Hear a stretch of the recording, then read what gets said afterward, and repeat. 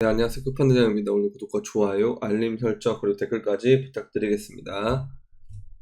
자, 지금 보시면 일단 얘가 어제 반등이 나왔다가 쭉 떨어지는 모습을 보여줬단 말이에요. 그러면서 이 역헤드숄더 넥라인의 지지를 받았던 이 구간의 연장선인 여기서 일단 지지를 받긴 했는데, 이 구간에서 어차피 제가 봤을 때는 이렇게 올라와도 결국은 이렇게 떨어지는 모습을 보여주면서 이 라인을 결국은 깰 것으로 보이긴 하거든요. 그래서 지금 우리가 봤을 때 제가 이제 현금 50% 형태로 계속 가져가자, 전저점을 깰 가능성을 한번 생각해보자 했던 것을 그대로 유지하는 것이 일단은 좋을 것 같고요.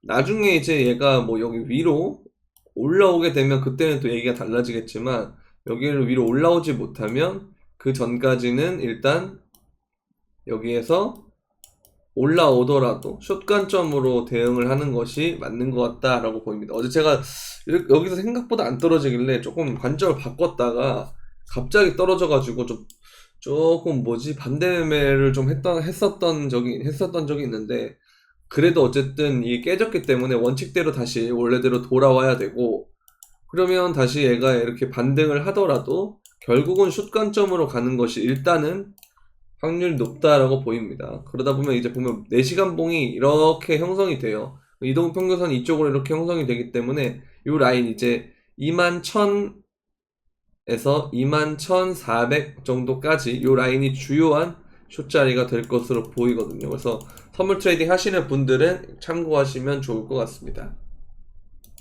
이 방향을 다 맞았는데 타점이 살짝 어긋나가지고 꼬여가지고 너무 약간 좀 짜증 나지만, 어쨌든 이 부분에 대해서 떨어졌다면 지지 구간을 깬 것이기 때문에 이건 다시 여러분들이 타점을 잡을 때 오르면 슛 관점으로 바꾸는 게 가장 좋아 보이고요. 현물은 일단 여러분들이 계속 50%를 유지하시면 좋을 것 같아요. 그래도 어쨌든 여기를 리테스트 관점에서 지켜주고 올리고 이런다는 것은 이러한 형태로 가서 올릴 수도 있거든요. 그래서 이것까지 생각을 해보면 어쨌든 현금 100%보다는 현물 50, 현금 50 이 형태로 계속 유지하는 것이 좋아 보입니다.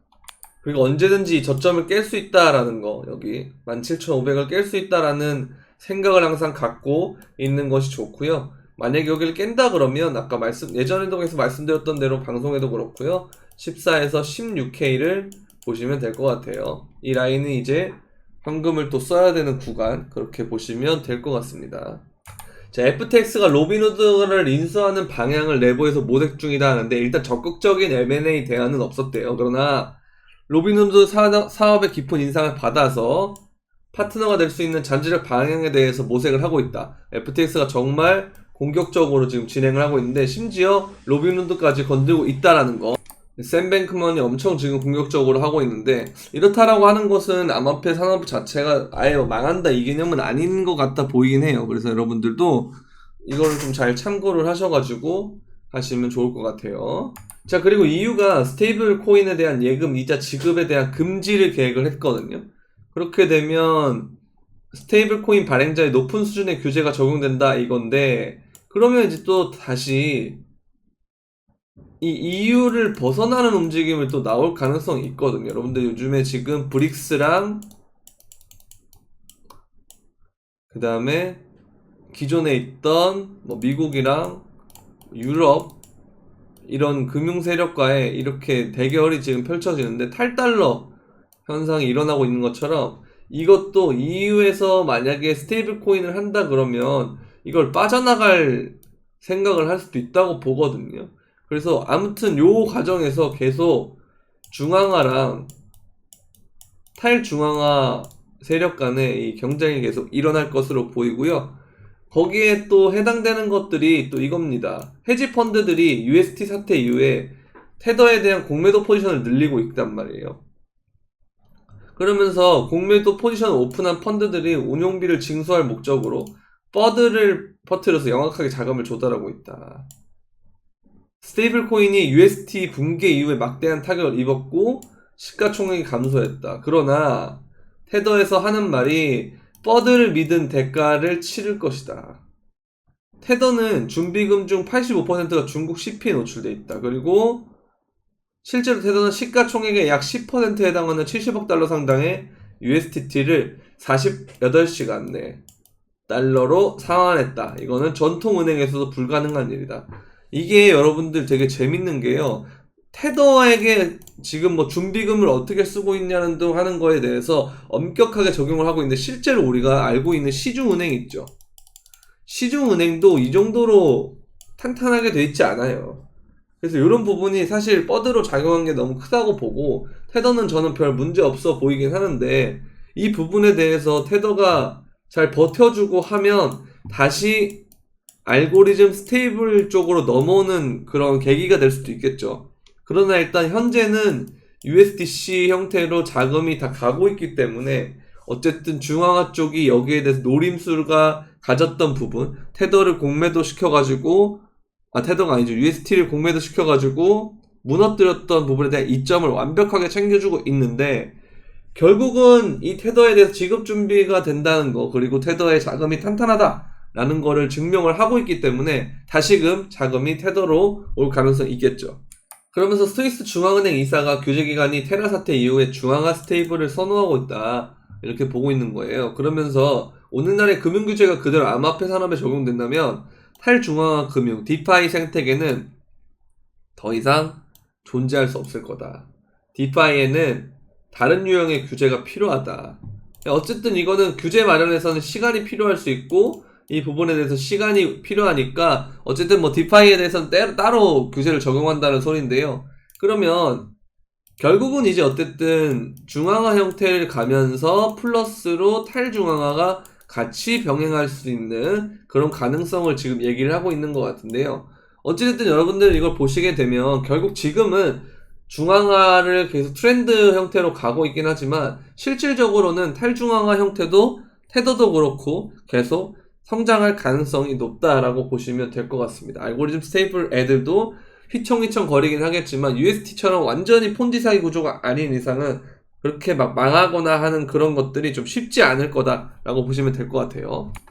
자, 그리고 이더리움이 POS 2.0을 통해서 전환을 하면 GPU 수요가 감소할 것으로 전망이 되는데요. 그러면서 이더리움 채굴자들은 더 이상의 이더리움 채굴에 수익성이 없다고 판단을 해서 중고시장에 GPU 기반 채굴 장비를 매물로 내놓을 가능성이 높다. 그러면서 이더리움 순 공급량은 감소할 것으로 예상되며 실제로 이더리움의 유통량이 감소 추세로 돌아설 가능성도 있다. 이거는 이제 매도 압력이 떨어진다는 소리죠.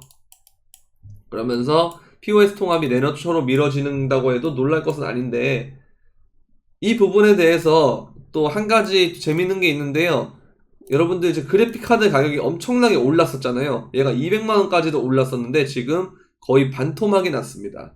가격이 지금 거의 반토막이 났어요. 이것도 사실은 지표입니다. 왜냐하면 제가 이거를 이제 2020년에 그래픽 카드를 살 일이 있어서 이때 샀던 그래픽 카드 가격이 코인이 올랐을 때, 원래 보통 전자제품이라는 것은 감가상각이 되거든요, 시간이 지날수록. 근데 오히려 가격이 더 올라가가지고 제가 좀 놀랬던 기억이 있는데, 2022년 1월달이 고점이었단 말이죠. 그 다음부터 반토막이 났어요, 몇 달 만에.